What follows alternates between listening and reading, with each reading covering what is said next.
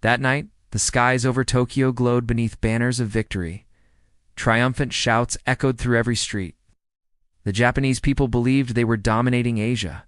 They believed the U.S. Navy had been crushed forever at Pearl Harbor. They believed total victory was inevitable. But they did not know that this very arrogance was the spark that would ignite the greatest downfall in Japanese military history. Because across the vast Pacific, another force was quietly awakening. United States Marine Corps, the relentless carrier pilots, the cold analytical minds of the U.S. Navy, they did not cheer. They did not boast. They prepared.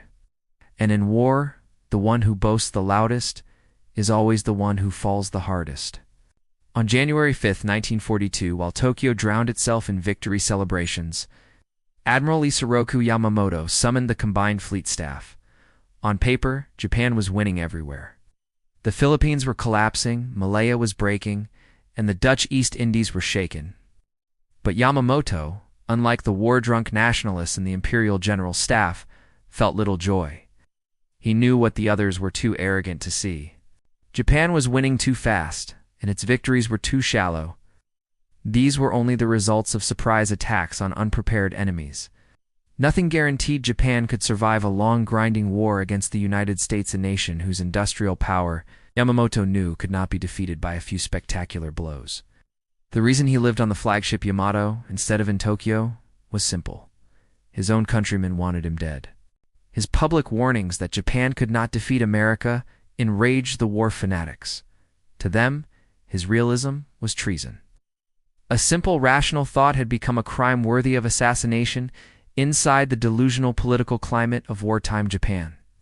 While Yamamoto worried, the Japanese high command indulged in fantasy. They debated which direction to expand next without any real strategic analysis. They acted like addicts drunk on their early victories. Should they attack the Soviet Union? No, the army was already tied down in China. Push into the Middle East. Logistically absurd. Invade Australia. Insane, yet strangely appealing to the dreamers in Tokyo. Their blindness was reflected in how some officers described Americans. One report claimed, "Americans are soft, undisciplined, and lack the will to fight to the end." This was a fatal misjudgment. Perhaps the most fatal strategic mistake Japan made in World War II, because only months later, on the blood-soaked beaches of Guadalcanal, they would learn who was really soft. Meanwhile, across the ocean, Americans were not crushed by Pearl Harbor. They were enraged. They were focused. They were united. No one in the U.S. Navy believed this war could be ended by mere defense. They all understood. This war ends only when Japan is beaten to its core. After Pearl Harbor, America did not collapse. It ignited like a steel forge. Weapons rolled off assembly lines. Ships launched at unprecedented speed. Pilots trained relentlessly. Intelligence officers broke codes faster than ever. While Japan spent early 1942 celebrating, America was rebuilding with terrifying efficiency. Then, on April 18, 1942, Japan's illusion of invincibility was shattered. 16 B-25 bombers, launched from the deck of the USS Hornet, roared over Tokyo. This was the Doolittle raid for the United States. It was a symbolic strike, a message that America was still in the fight. But for Japan, it was a nightmare. It proved that Japan was not untouchable. It proved that America was not afraid. And it proved that the war would not follow Japan's script. This humiliation pushed the Japanese military into a desperate gamble. Take Midway Island. Their plan was to lure the remnants of the American fleet into a decisive battle and destroy them for good. But they didn't know a crucial secret. U.S. codebreakers, working tirelessly in a basement in Hawaii, had already cracked Japan's naval communications. They knew the plan. The Battle of Midway turned into a catastrophe for Japan. 4 of their best aircraft carriers, the very heart of their fleet, were destroyed in mere hours. It was a blow from which Japan would never recover. Back home, the truth was hidden. Tokyo fed the public and even parts of the military lies about great victories. But reality was simple. While Japan lived in delusion, the United States had already awakened as a war machine. As Japan reeled from its defeat at Midway, U.S. admirals recognized a golden opportunity. Japan, overextended and complacent, had left a critical weakness exposed. U.S. reconnaissance planes, flying high over the Solomon Islands, intercepted a crucial signal. Japan was building an airfield on a small, jungle-choked island called Guadalcanal. If completed, that airfield could threaten the vital supply lines to Australia, cut Allied communication routes, and allow Japan to dominate the entire South Pacific. This was unacceptable. American commanders understood this threat before Japan even realized its own vulnerability. Without hesitation, the U.S. leadership made a bold and audacious decision. They would launch the first American amphibious offensive of World War II. They would seize Guadalcanal. The sword of the American counterattack had been drawn, and it would strike precisely where Japan thought it was safest. As 75 U.S. ships and thousands of Marines moved silently toward Guadalcanal, Japan knew nothing. They were completely blind. Their forces were too busy fighting in New Guinea, bombing Port Moresby, and discussing fantasy plans to strike the Indian Ocean. They were still drowning in their illusion of invincibility. Not a single Japanese officer believed the U.S., the soft, clumsy Americans could mount such a massive invasion so soon. Japan had won too fast and too easily in the beginning. They assumed America was still unconscious, licking its wounds from Pearl Harbor. Confidence in war is not a sin. But blind arrogance against the rising might of the United States is a death sentence. In the darkness of the Pacific night, while Japan slept under the illusion of eternal victory, the U.S. fleet slid silently toward its target. They did not boast, did not hesitate.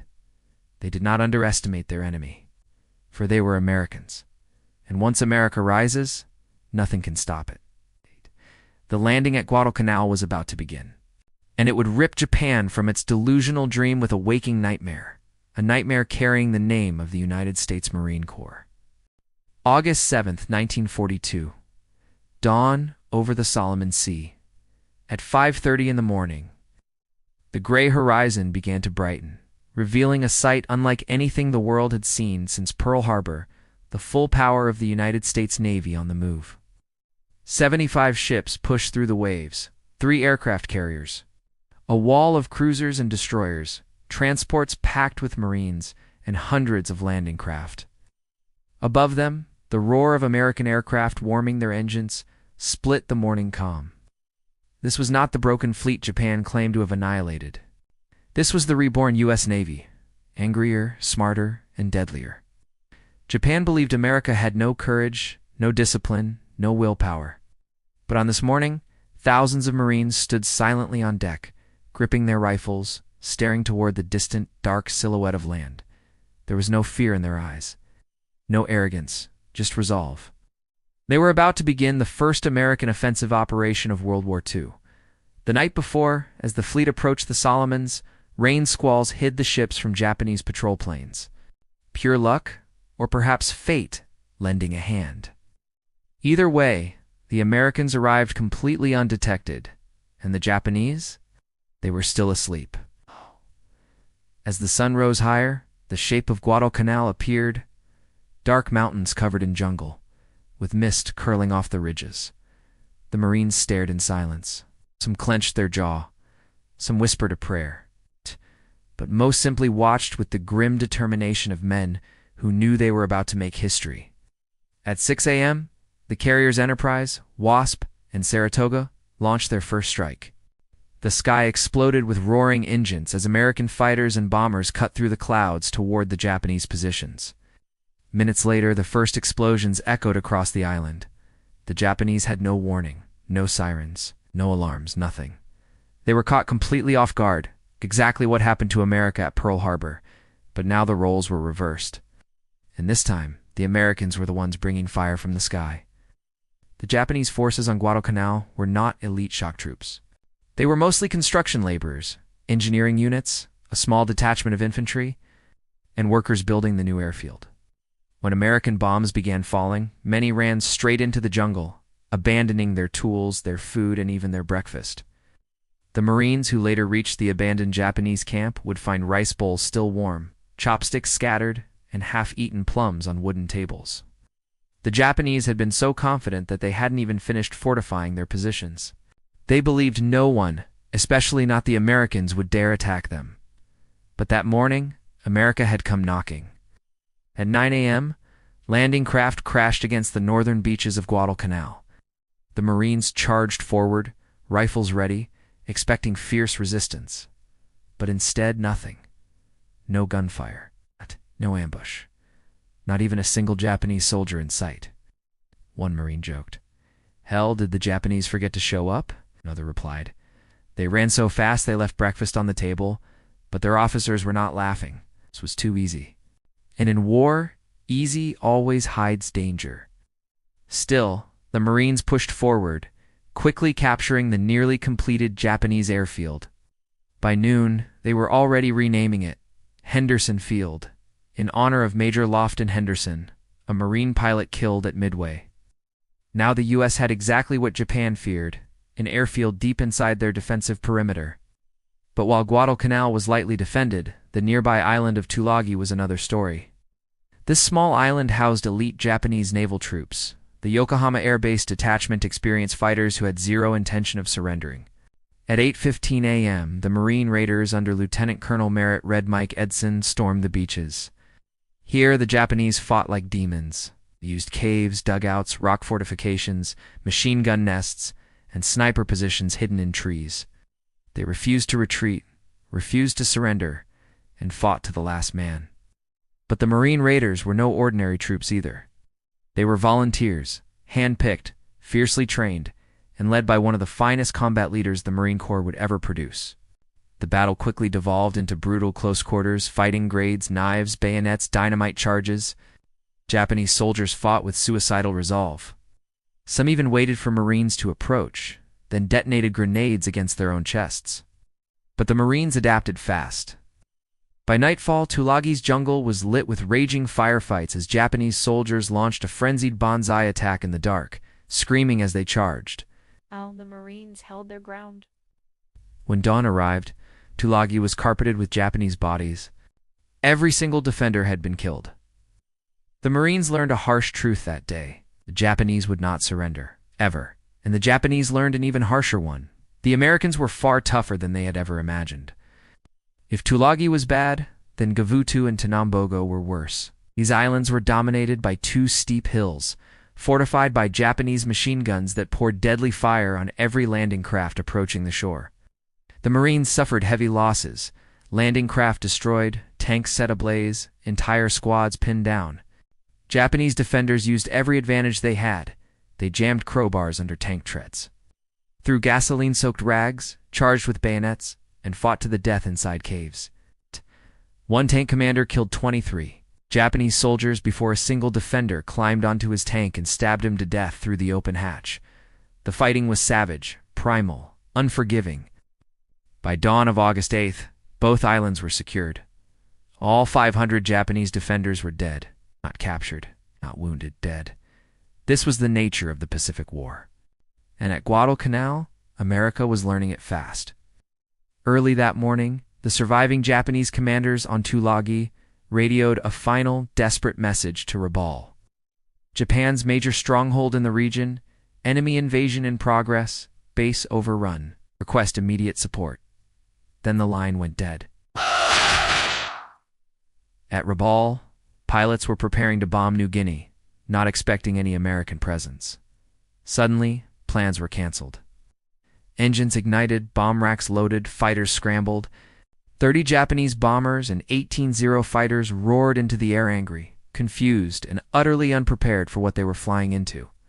They had been told the American carriers were gone after Midway.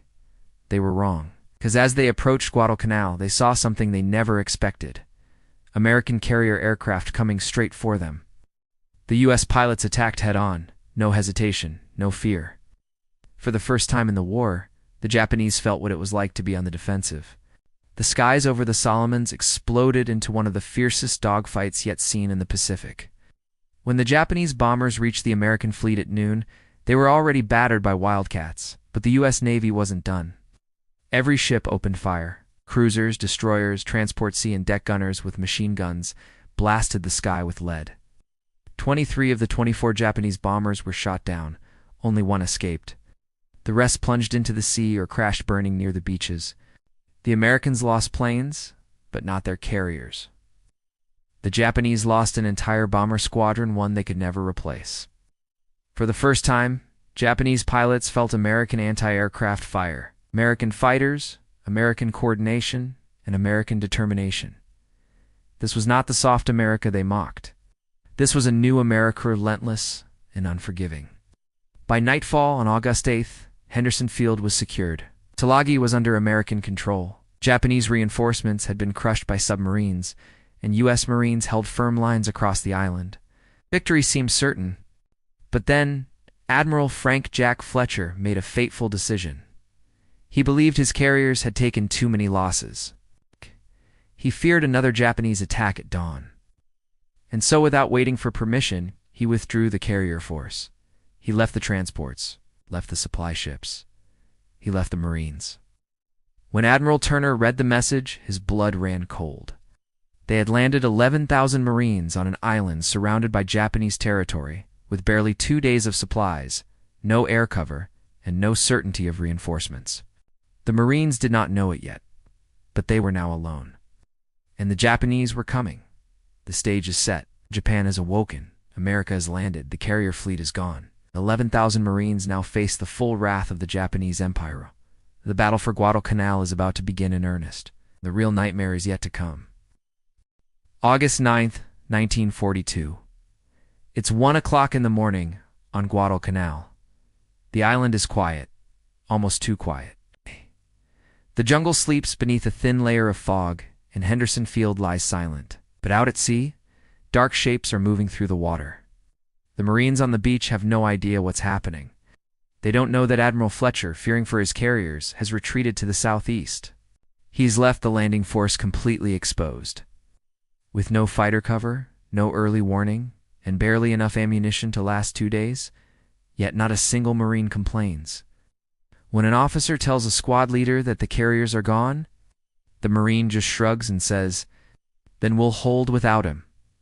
That was the American spirit on Guadalcanal, yielding, stubborn, forged in fire, and they would need every ounce of it.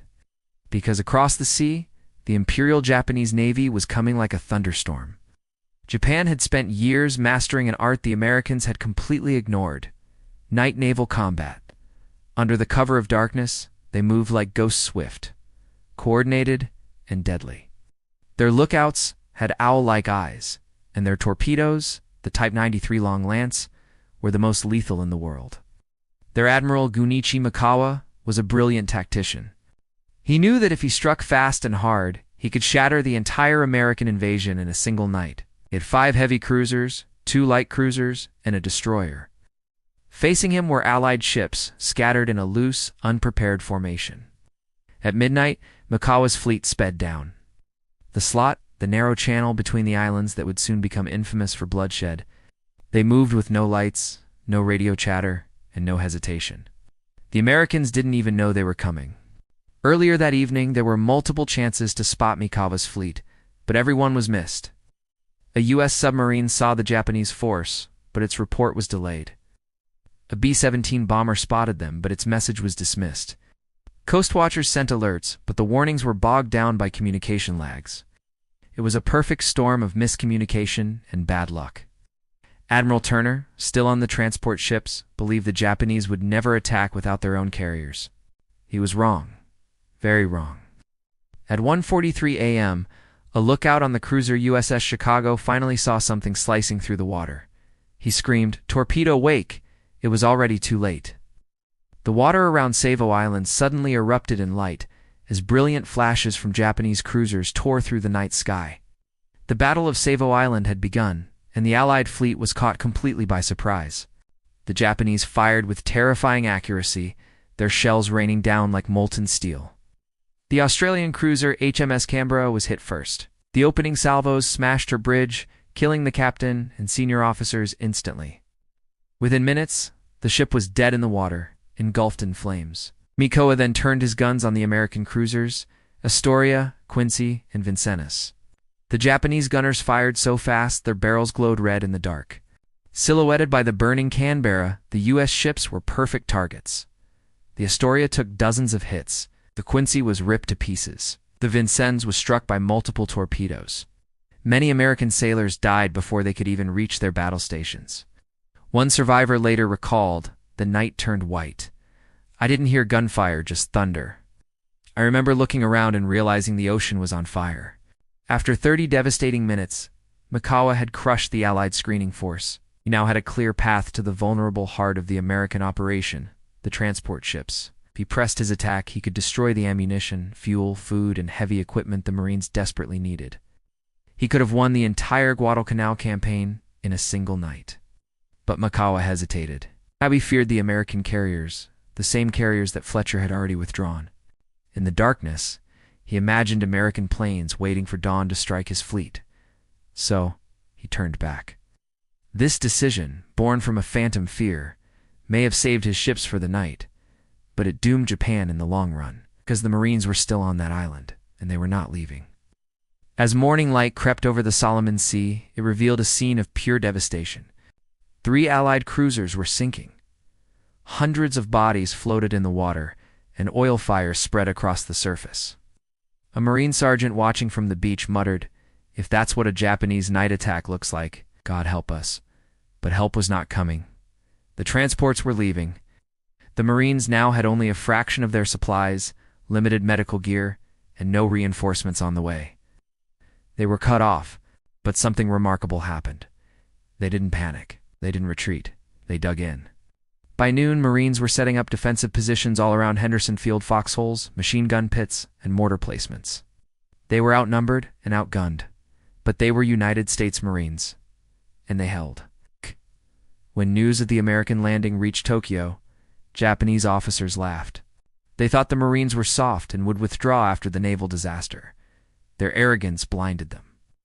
On August 12th, the first Japanese reinforcements landed. A young officer wrote in his diary, "The American position is fragile. Their defeat is certain." He didn't live long enough to write another entry. Back at Henderson Field, Major General Vandegrift, commander of the 1st Marine Division, knew the Japanese were close. His order was simple: dig deep. Stay alert. They're coming. His men built trench networks and barbed wire obstacles. Many had been awake for 48 hours straight. Jungle rot was already setting in, mosquitoes swarmed in clouds, and food was running low, but their morale never wavered. A private joked to a correspondent, "The Japs think we're going home. Hell, we just got here." Meanwhile, the Japanese high command was furious. They saw the American landing as a humiliation. Their solution: send the elite Ichiki detachment, led by Colonel Kiyonao. Ichiki, one of the most arrogant officers in the Imperial Army. Ichiki believed so strongly in Japanese superiority that he claimed one regiment was enough to sweep the Marines into the sea. He loaded his men onto transports with no heavy artillery, minimal supplies.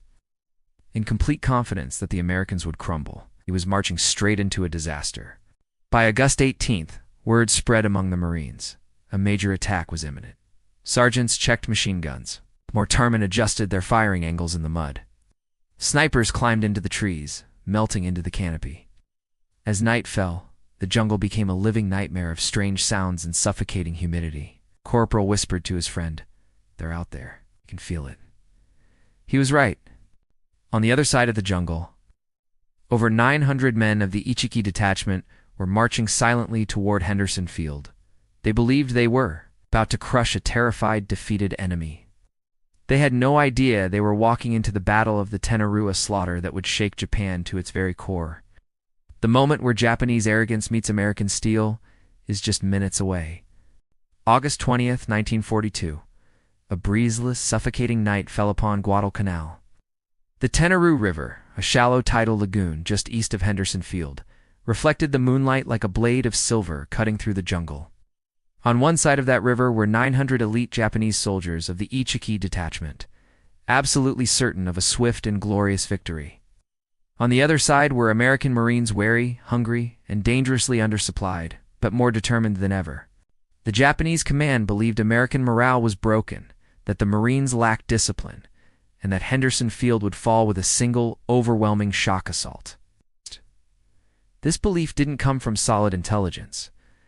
It came from pure, unadulterated arrogance. Colonel Kiyonao Ichiki, a man drunk on the myth of Japanese invincibility, planned to do something strategically unthinkable: attack the Marines head-on at night, across a wide-open sandbar. To him, this wasn't strategy. It was a performance. He wanted to prove Japanese superiority. He was about to prove something entirely different. Shortly after midnight, U.S. listening posts started picking up strange sounds drifting from the jungle. The snap of a twig, low murmurs, the soft clatter of metal equipment, and the shuffle of boots through sand. Marine scouts crept closer to the river's mouth. Through the mist, they saw them shadows, scores of them, moving into position. Private First Class Jack Carroll whispered down the line, "They're coming. Whole damn army." The word spread like fire. Within minutes, Marines were loading belts of .30 caliber ammo, checking their bar magazines and sighting their 37mm anti-tank guns. They secured grenades, reinforced their foxholes, and adjusted their machine gun arcs. There was no panic, no hesitation, just cold, lethal readiness. Every Marine knew exactly what was at stake. If the airfield fell, they were dead. If the Marines fell, Australia was next. And if Australia fell, the entire Pacific was lost. Around 1:30 in the morning, Colonel Ichiki peered across the Tenaru sandbar. He saw only faint silhouettes, a few flickering sparks, a quiet, motionless line. To him, this could only mean one thing. The Americans were terrified and cowering in their holes. He turned to his officers and whispered the order that would seal the fate of his men. Charge. Sweep them into the sea. No scouting, no artillery preparation, no flanking maneuver, just blind, fatal confidence. Screaming banzai. A wave of bodies erupted from the jungle, surging across the sandbar with bayonets raised high. But the darkness was deceiving. The Marines weren't hiding. They were waiting. When the Japanese charge reached the halfway point across the lagoon, flares shot into the sky, turning the night into a ghostly green daylight, and then the world exploded. Dozens of .30 caliber machine guns opened up simultaneously, their combined roar sounding like a ripping metal storm. Rows of Japanese soldiers were torn apart mid-stride, falling instantly. The Marines' 37mm cannons fired canister rounds, essentially giant shotgun blasts that cut down entire groups of attackers like wheat before a scythe. At the same time, 81mm mortar landed behind the charging line, trapping the Japanese between the river and a wall of explosions. All along the line, Marines fired steadily, deliberately, not frantically, not rushed. Marine Sergeant Wilbur Curran later recalled, "They ran across that sandbar like they were invincible." Showed them they weren't. Within minutes, the sandbar turned red. The first wave was annihilated. But Colonel Ichiki, blinded by his own pride, believed his men must have broken the Marine line. He ordered a second wave, and then a third. Each one met the exact same fate. Survivors later described the absolute horror of the scene. Bodies were piled 3 deep. Wounded men crawled toward the Marines only to be cut down. Officers screamed orders that were completely drowned out by the thunderous gunfire. Some soldiers tried desperately to swim across the river, but they were shot instantly in the water. One Japanese officer wrote in his diary before he died, "We charged into the mouths of the American guns. It was like facing demons. For a military force raised on the myth of American weakness, this was their first real taste of reality. Reality was brutal." By sunrise, the remaining Japanese troops shattered, bleeding, and leaderless huddled in the jungle east of the lagoon. General Vandegrift gave the order, "Finish it." Marines crossed the river, moving cautiously through the underbrush. They encountered small clusters of Japanese soldiers, some fighting to the last breath, others attempting hopeless banzai charges with broken rifles. One Marine described it, "They didn't surrender, not a single one. They chose death every time." The fighting was savage. Flamethrowers cleared out bunkers, grenades blasted dugouts. BARs and shotguns roared in the thick, close-quarters jungle. By noon, the Ichiki detachment was no more. Of the 900 soldiers who began the attack, over 800 were killed. Every single officer was dead. Only a handful escaped into the jungle. Colonel Ichiki himself, his pride and his unit destroyed, committed ritual suicide after burning his regimental flag. His arrogance had led his men to utter destruction. The battlefield shocked even the most hardened Marines. The sandbar was carpeted with bodies twisted, broken, and charred. Rifles lay snapped in half. Swords and bayonets gleamed beside fallen hands. Blood pooled in the shallow water. War correspondent Richard Tregoskis wrote, "I had never seen anything like it. The Japanese had thrown their lives away. The Marines had stood unbreakable. To the Marines it was grim proof. The Japanese would never give up, so neither could they." But the Battle of the Tenaru had another effect, one that shook Imperial Japan to its core. When news of the annihilation reached Tokyo, the reaction was sheer disbelief. The Japanese high command had insisted that Americans would flee, that the Marines would collapse, that Henderson Field was doomed. But the reality was undeniable. An entire elite Japanese infantry detachment had been wiped out by soft Americans. General Hyakutake, commander of Japan's 17th Army, reportedly slammed his fist on the table and roared, "Impossible. Americans cannot fight like this," but they could. They would, again and again. No Marine celebrated this victory. They were exhausted. Nearly every man had fired hundreds of rounds. Many hadn't slept for over 40 hours. But they all knew something important. This was only the beginning. Japan would not accept this humiliation. It would come back with more men, more ships, and more fury. And the Marines would have to face it alone, with limited ammunition, dwindling rations, no carrier support, and disease spreading through their ranks. Yet their spirits did not break. A corporal summed it up perfectly. "We beat him once, we'll beat him again. Let him come." Then, 2 days after Tenaru, the situation changed dramatically in America's favor. A new sound echoed over Henderson Field, the roar of U.S. aircraft engines as planes began to land. Marine F-4F Wildcats, SBD Dauntless dive bombers, Army P-400 Airacobras.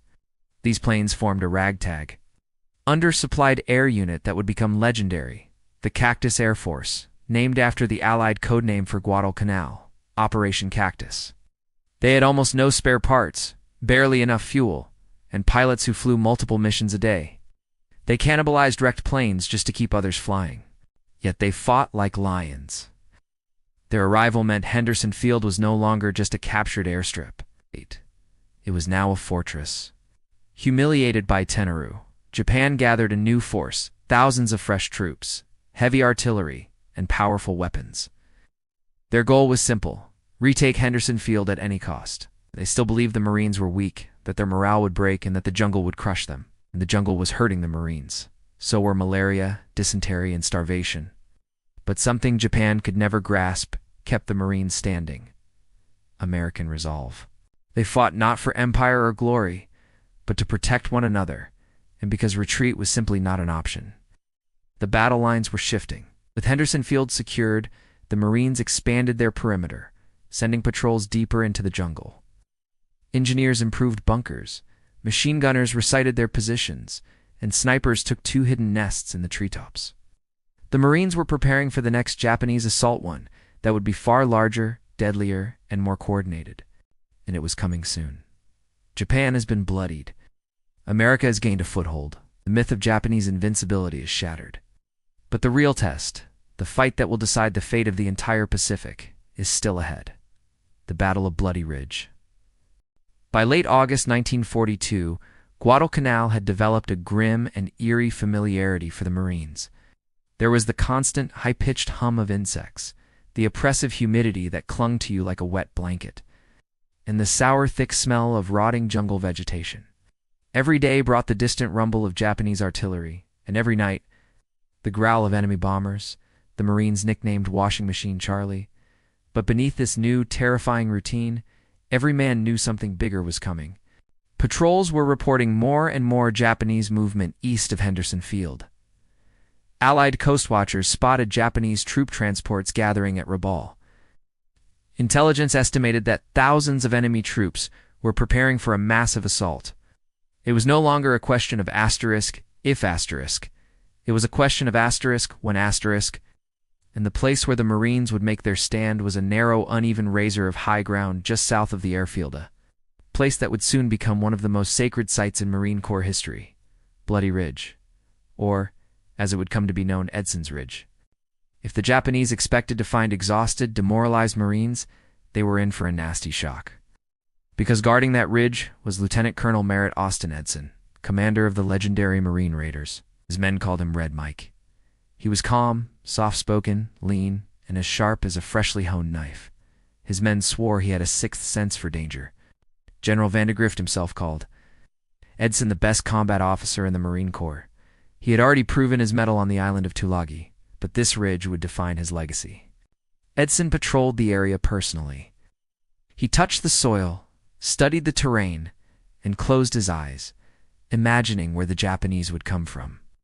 After hours of silent reflection, he gathered his officers, pointed to a specific spot on the map, and said, "The main attack will come right through here."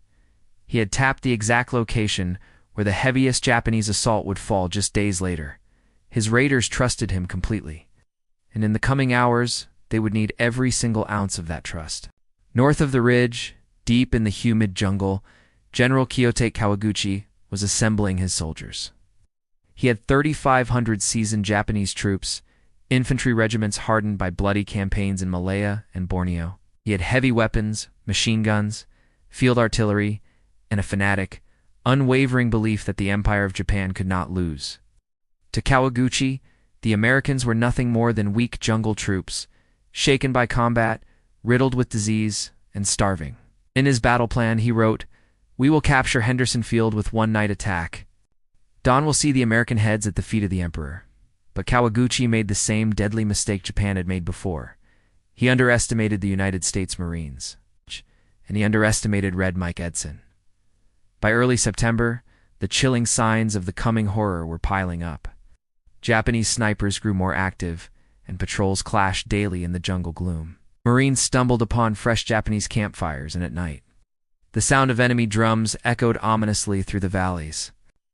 On September 11th, a Marine patrol bumped into a Japanese force so large that the jungle itself seemed to shake with gunfire. Several Marines were killed and many more wounded. The survivors rushed back with the terrifying truth. Thousands of them, and they're coming fast. Edson's response was simple and direct. "We hold the ridge, no fallback. No retreat." His officers swallowed hard. They knew exactly what that meant. They were being asked to stand against an army. Edson meticulously positioned his forces, turning the ridge into a perfect killing ground. He placed his Marine raiders on the forward slopes, with the parachute Marines held in reserve. Machine gun teams were dug into natural depressions along the ridgeline.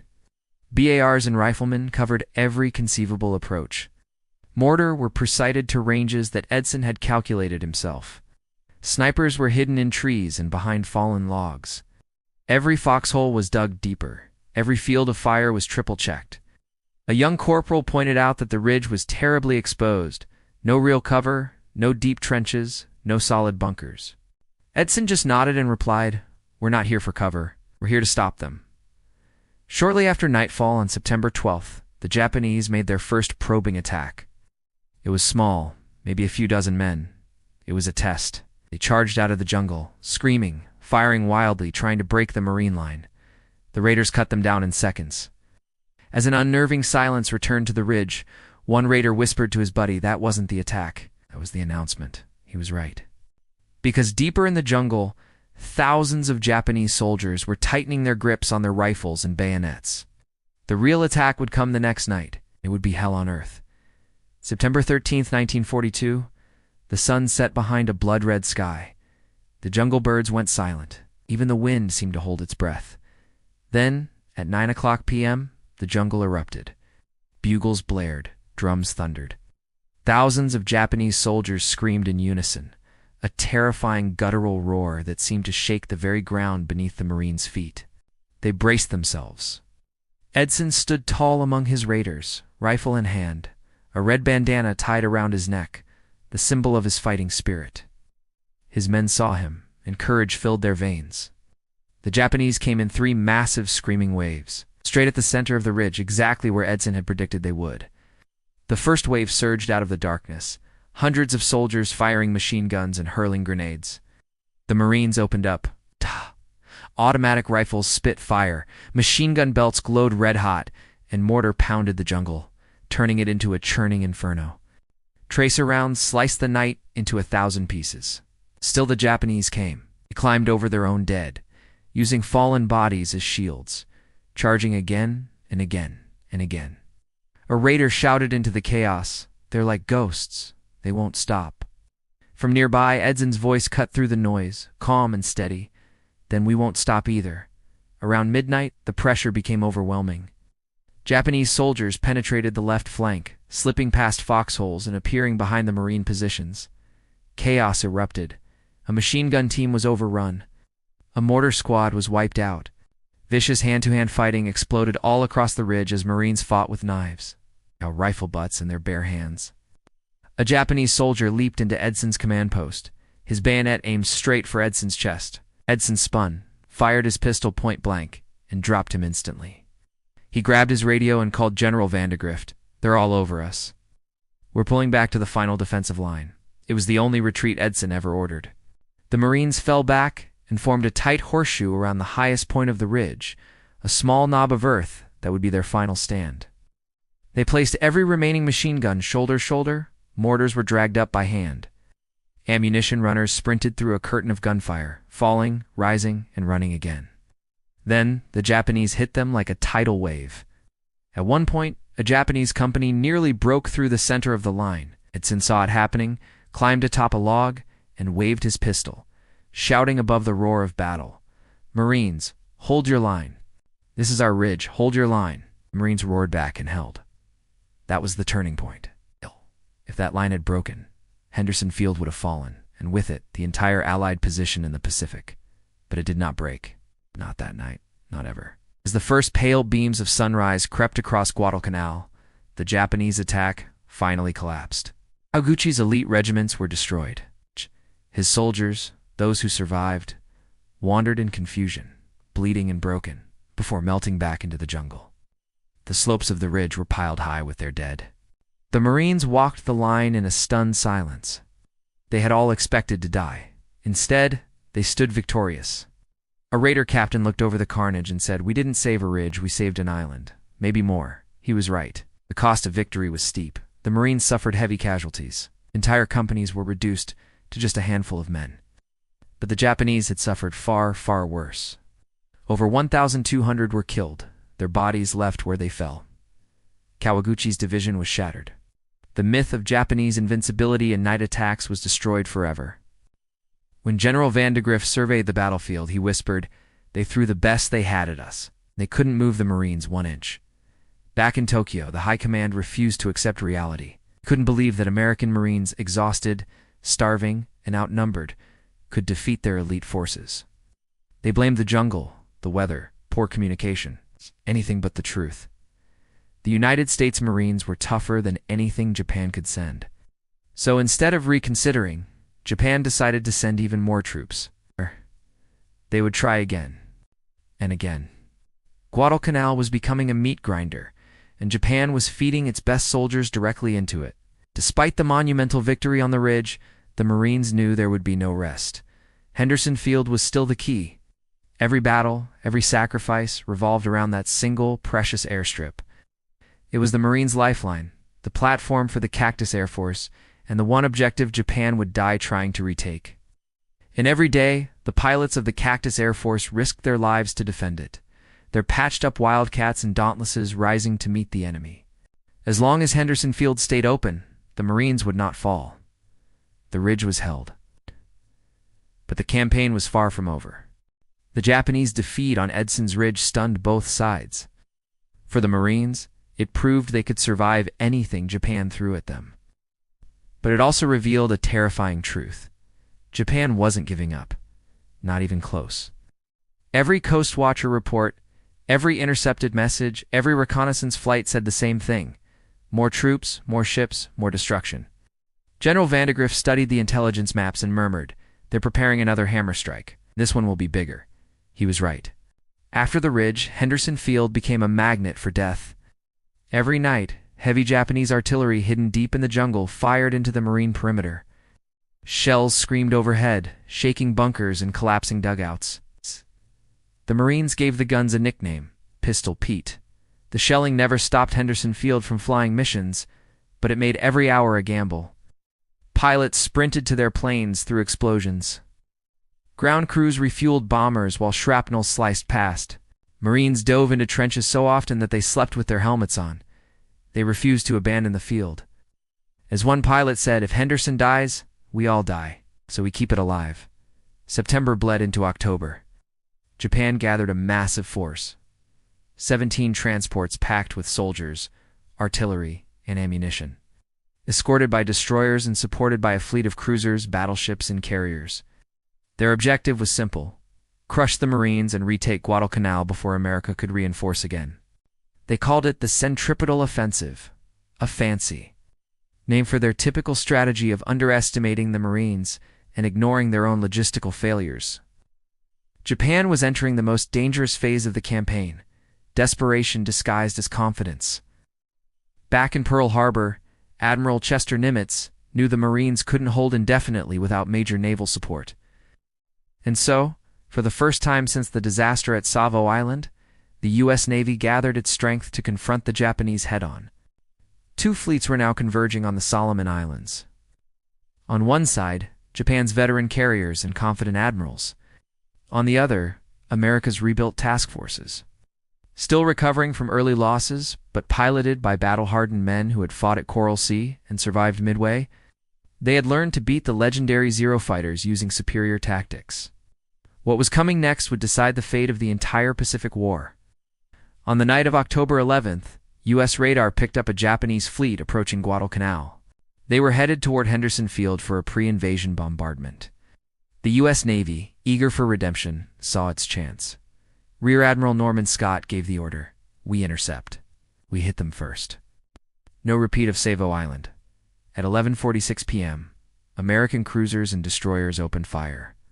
What followed was chaos and nighttime naval brawl in the pitch-black waters north of Guadalcanal. The Japanese ships, accustomed to dominating the night, were completely overwhelmed by surprise. Within 30 minutes, the cruiser Futaka sank. The destroyer Fubuki went down, and several other Japanese ships were engulfed in flames. On shore, the Marines watched the battle and erupted, yelling, "Give 'em hell, Navy!" It was the first real American naval victory of the campaign. After weeks of humiliation, the Navy was finally striking back. But this was only an appetizer. The main course was coming. The waters around Guadalcanal soon gained a haunting name: Ironbottom Sound. Because every night, more ships sank.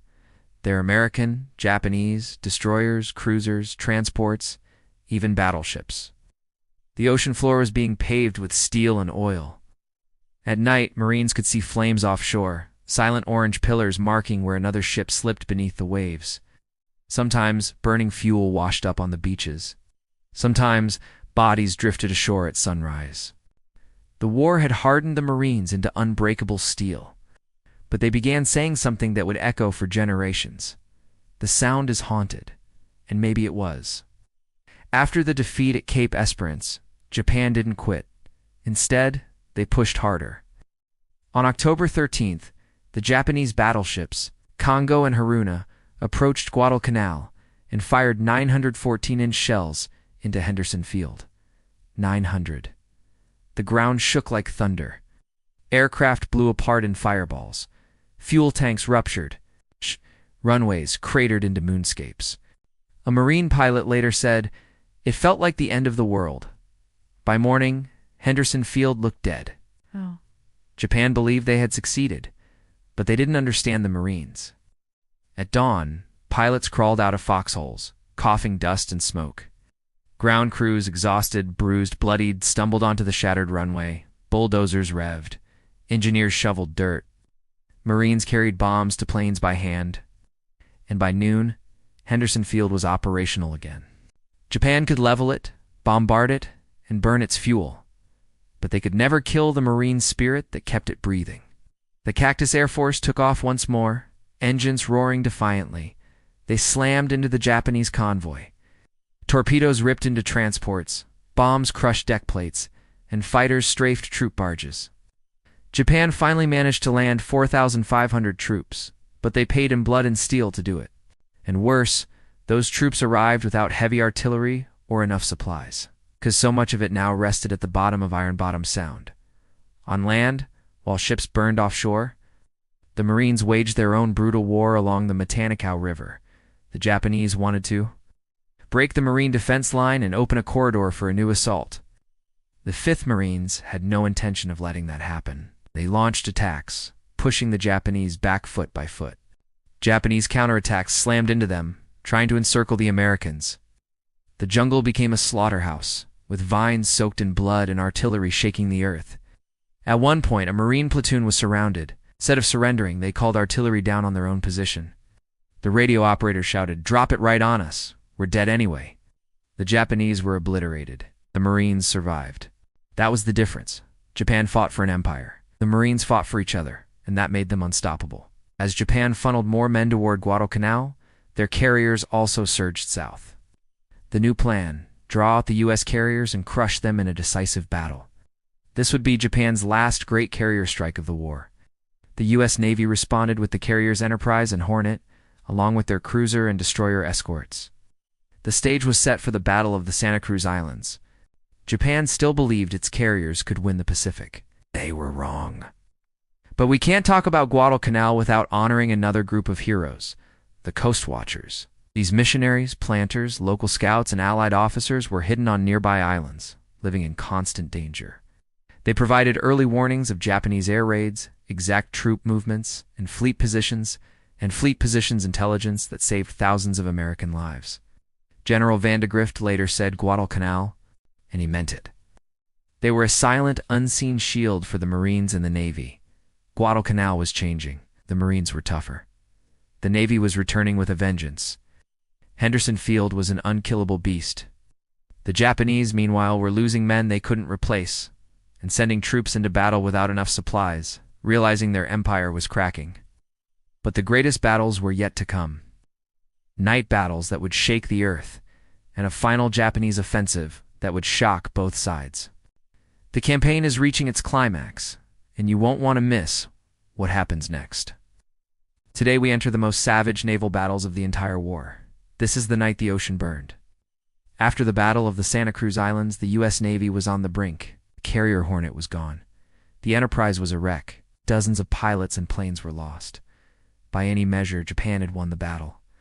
But they misunderstood a critical truth. Japan couldn't replace its losses. Not the pilots, the fuel, the aircraft, or the experienced ship crews. The United States could, and it was doing so at a terrifying pace. A captured Japanese pilot later summarized it perfectly. After Santa Cruz, we realized we could win battles, but America would win the war. But before that truth became undeniable, Japan gathered its strength for one last colossal effort to smash Henderson Field and retake Guadalcanal. This would be their greatest offensive yet, a final, desperate gamble. They assembled a massive fleet, 2 powerful battleships, 11 cruisers, nearly 40 destroyers, and 11 transports packed with 7,000 fresh troops. Hundreds of aircraft stood ready at Rabaul. The plan was elegant on paper. The battleships would sail in under the cover of darkness and bombard Henderson Field, flattening it into silence. The transports would then land their thousands of troops, overwhelming the exhausted Marine perimeter. Japan knew this was their last real chance. If this attack failed, they would lose the Solomon Islands, and their dream of a Pacific empire would begin to crumble. So they threw everything they had left into this one final push. On the beaches of Guadalcanal, Marines looked out at the horizon and saw a terrifying sight. Far off in the night, the entire horizon shimmered with lights, the faint glow of a massive Japanese fleet gathering offshore. One Marine sergeant whispered to his men, "Looks like all of Japan is coming," and he wasn't far wrong.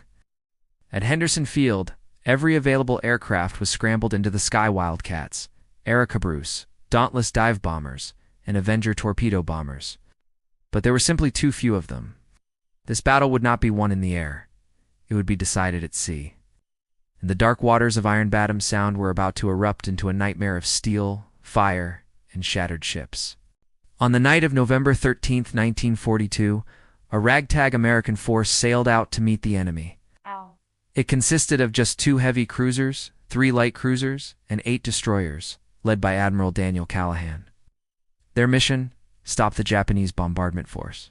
Leading the Japanese fleet were the battleships Hiei and Kirishima, each armed with massive 14-inch guns capable of cracking Guadalcanal in half. The Americans had nothing that big, but they had courage, they had radar, and they had absolutely no intention of letting those battleships get anywhere near Henderson Field. At 1:24 in the morning, in the pitch-black darkness, the American force sailed directly into the middle of the Japanese fleet. Chaos erupted. Spotlights snapped on, cutting blinding beams across the waves. Guns opened fire from all directions. Tracer rounds streaked through the night like angry red hornets. The battle instantly devolved into a point-blank knife-fight brawl. Destroyers fired torpedoes at ranges so close they barely had time to arm. Cruisers hurled broadsides at each other, the explosions so near that sailors on deck could feel the searing heat on their faces. The U.S. flagship, the USS San Francisco, rammed straight through a Japanese destroyer, tearing it in two. American destroyers, knowing they were outgunned, sacrificed themselves, charging the massive battleships to draw their fire and protect the cruisers. One U.S. destroyer captain radioed a final defiant message: "We're going in. Give 'em everything." 30 seconds later, his ship disappeared in a towering pillar of flame. It was frantic, suicidal, and utterly chaotic. But it worked. The Japanese bombardment failed. The battleship Hiei was crippled and left burning.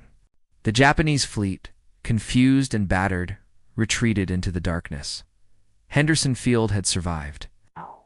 But the price was brutal. Both American admirals Callahan and Scott were killed on their bridges. 2 American cruisers and 4 destroyers were sunk. Hundreds of sailors were dead or dying in the oil-slicked water. From the shore, the Marines watched the burning ships and whispered prayers for the men who had just saved them. Ow. That night, Ironbottom Sound truly earned its name. At sunrise, the pilots of the Cactus Air Force took to the skies, hungry for revenge. They found the crippled battleship Hiei limping northward, trying to escape. They pounced. Squadron after squadron dove on the wounded giant. Dive bombers screamed down from the heavens. Torpedo bombers skimmed the waves. Wildcats strafed the decks with machine gun fire. A bomb struck the battleship's bridge, killing her captain. Torpedoes ripped open her hull. By sunset, the mighty Hiei rolled over and sank the first Japanese battleship ever lost to U.S. forces. As she went down, one American pilot radioed back to Henderson Field: "For the boys who died last night. She's going down." But Japan wasn't finished. On the night of November 14th, they tried again. Another powerful wave, led by the battleship Kirishima, surged toward Guadalcanal.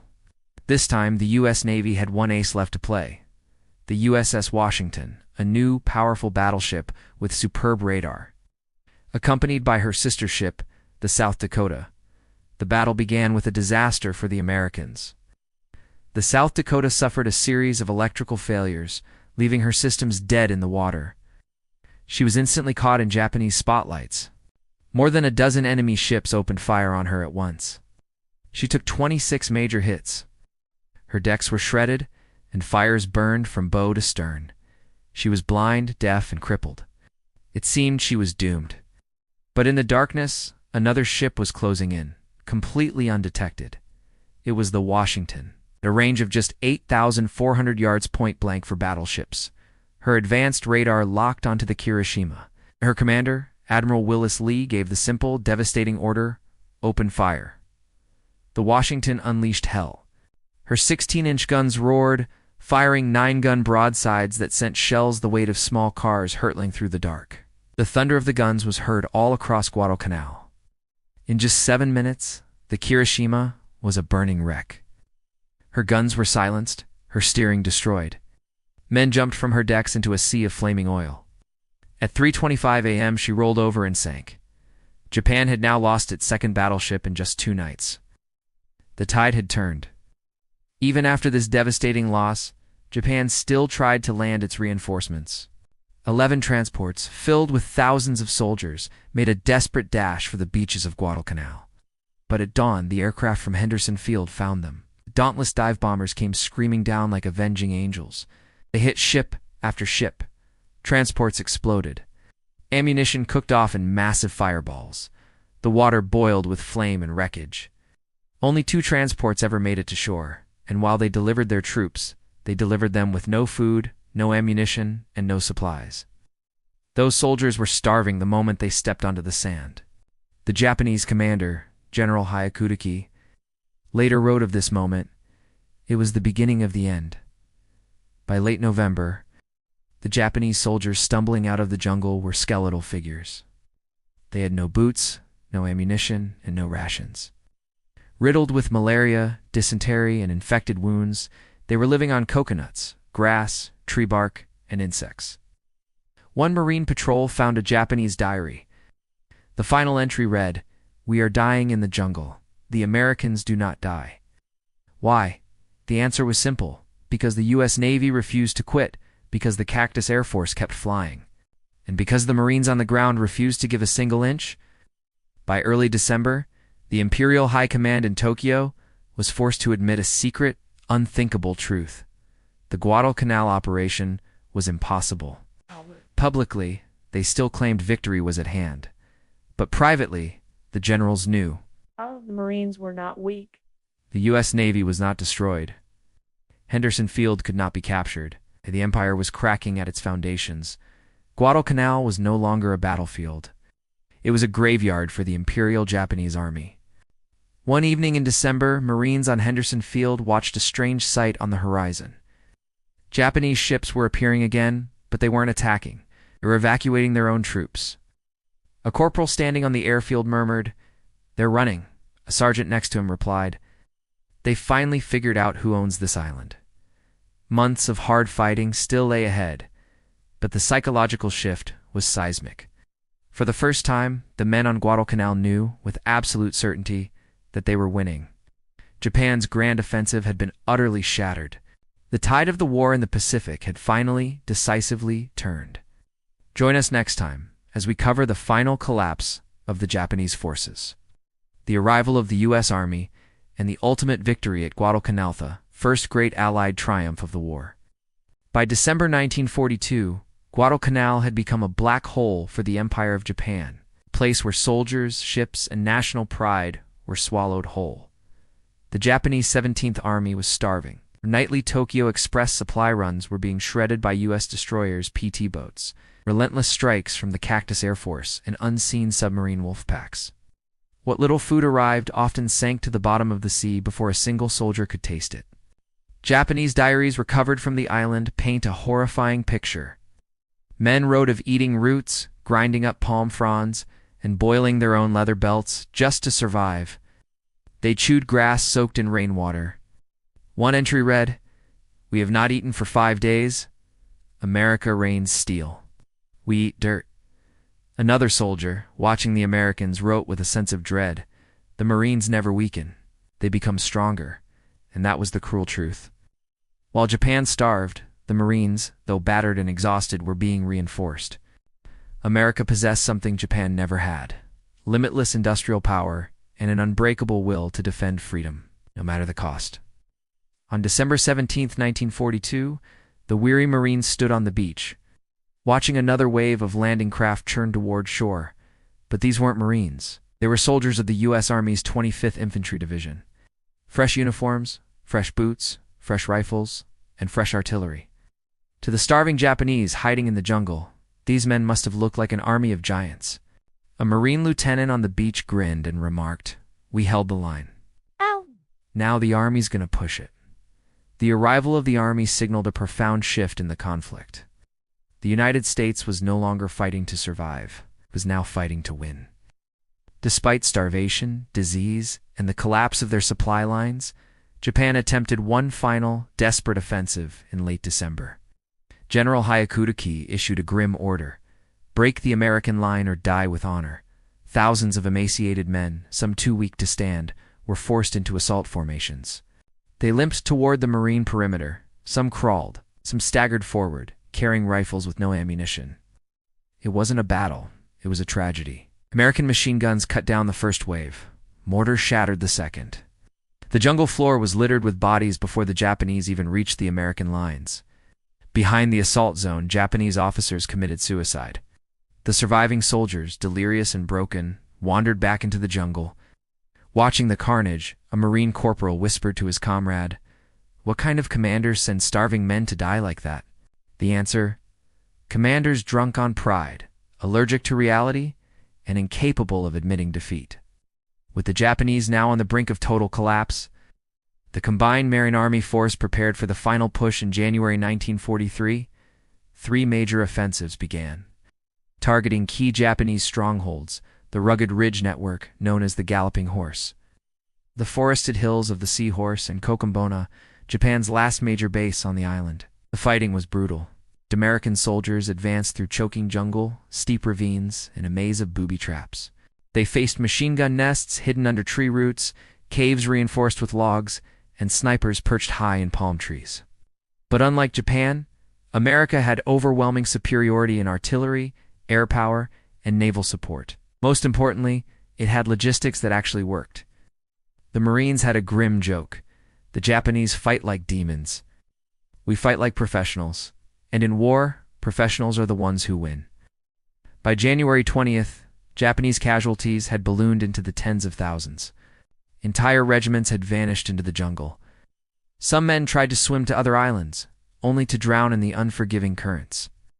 Others simply collapsed on the trails and never rose again. They left behind heartbreaking notes, with simple messages like, "Forgive me, Mother." Japanese officers reported that their troops no longer responded to commands. Captured lieutenant, with tears in his eyes, told his Marine interrogators, "We are ghosts. We walk, but we died long ago." The myth of Japanese invincibility was dead. It died in the mud and blood of Guadalcanal, crushed under the boots of U.S. Marines and soldiers. On January 24, 1943, Japan's Imperial General Headquarters in Tokyo finally faced reality. They issued a secret order: cease the Guadalcanal operation, prepare the Dihane Navy for evacuation. It was the first time in the entire Pacific War that Japan had given up a major campaign. They called it a strategic withdrawal, but history calls it what it was: a humiliating defeat. Japan's entire war effort had shifted. The empire had begun to crumble. Emperor's advisors knew it. One admitted, "We have lost the initiative. America's too strong to evacuate the shattered remnants of their army." Japan devised Operation QI. Destroyers would race in under the cover of darkness, pick up survivors, and flee, all while dodging American PT boats and aircraft from the Cactus Air Force. They hoped to extract 10,000 men. In reality, they saved only a fraction, and most of those were sick, starving, and unable to stand. On the nights of the evacuation, Marines on patrol heard the faint hum of engines out at sea, whispered Japanese voices on the wind, and the splashing of water as men were pulled aboard the ships. One Marine muttered, "They're running from us." Another replied, "Good, let 'em run." By early February, American patrols were discovering abandoned Japanese positions all over the island, empty caves, discarded rifles, rotting uniforms, and mass graves. They found canteens carved from bamboo and notes apologizing for failure. On February 7th, U.S. Army and Marine units pushed all the way to Cape Esperance, the northwestern tip of the island. There they found something extraordinary. The island was empty. The enemy was gone. Japan had fled. The Battle of Guadalcanal, 6 months of non-stop hell, was finally over. A Marine captain sent a simple radio message: "Tokyo is silent. The island is ours." On February 9, 1943, the United States officially declared Guadalcanal secure. On a ridge overlooking the sea, Marines raised the stars and stripes. Some cried, some saluted. Some simply stared at the waves, exhausted beyond words. A Marine, private, wise beyond his years, said, "We came here as kids. We're leaving as old men." General Vandegrift, commander of the 1st Marine Division, told his men, "You've done the impossible. When the Marines write history, Guadalcanal will be its beating heart." He was right. In Tokyo, the news of the defeat hit like a meteor. Officials lied to the public, claiming a successful redeployment. But inside military circles, a bitter truth spread. The U.S. had more ships, more aircraft, more men, more fuel, and more determination. They had a greater will to win. At Guadalcanal, Japan lost everything: the strategic initiative, its best soldiers and pilots, irreplaceable ships, and the illusion of its own superiority. Everything had changed. Guadalcanal wasn't just a defeat. It was the beginning of Japan's downfall. Guadalcanal was more than a battle. It was the turning point of the Pacific War, an inflection point in history where the impossible became inevitable. It proved that America could win, and that Japan could lose. It proved the U.S. Marines were unstoppable and that the U.S. Navy, after the disaster of Pearl Harbor, was reborn. From this island, the United States began the long, bloody march to Tokyo, a march that would end in unconditional surrender.